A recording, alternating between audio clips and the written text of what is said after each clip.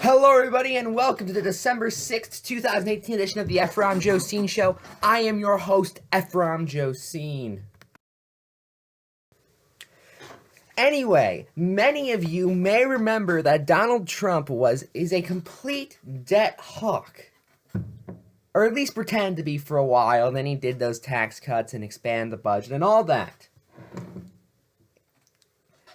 However, apparently he did all of that without even caring about it, well, which actually makes a lot of sense because he's increased it and even said he may get up to $1 trillion in the national deficit by the time his presidency is over.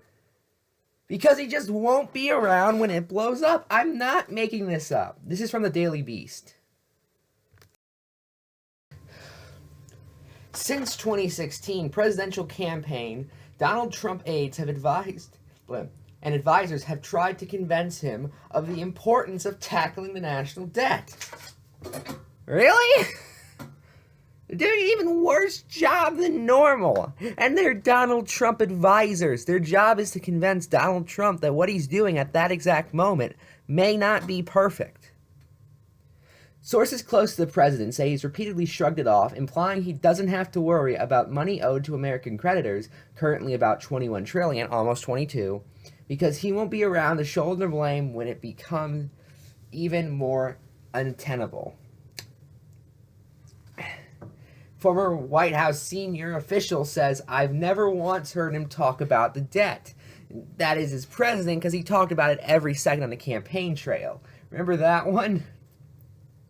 But really, this just shows the old Republican strategy. Ronald Reagan increased the debt by 183%.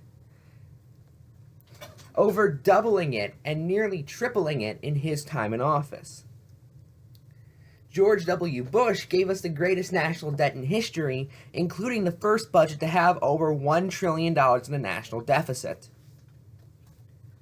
Because he also decided to spend money on Iraq and cut taxes in the process, which didn't make any sense to anyone. No society had ever did it, but he just thought he was better than everyone else.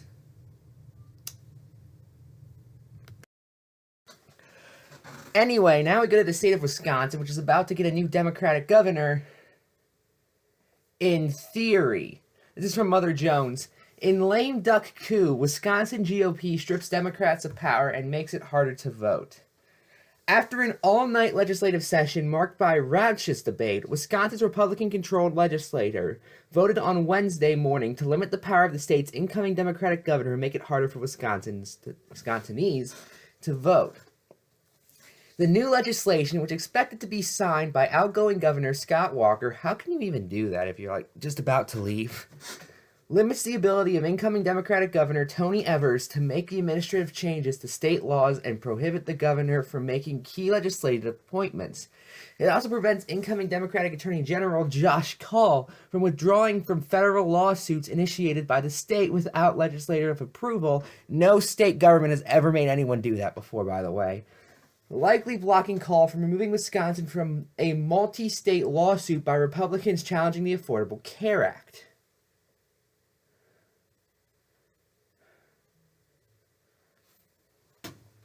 So basically, you might as well just not give them power at this point. Because as the people elected a governor. And what does the GOP do? It just actively says, yeah, well, now he doesn't have that same power. Sorry. And this is after Scott Walker already attempted to do things like push back election dates and refuse to leave the governor's mansion, essentially creating a coup. How is that allowed? Honest to God, how is that allowed? At this point, you might as well just install Scott Walker as the king of Wisconsin and have it secede from the U.S. and become the independent kingdom where Scott Walker will rule forever, because we all know, after his last attempt, no one's ever electing him president.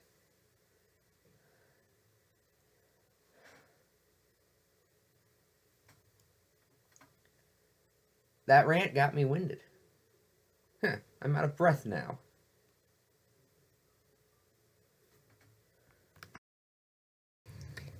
Anyway, that's all I got. Sorry for the shorter episode. I'm Ephrom, and good night.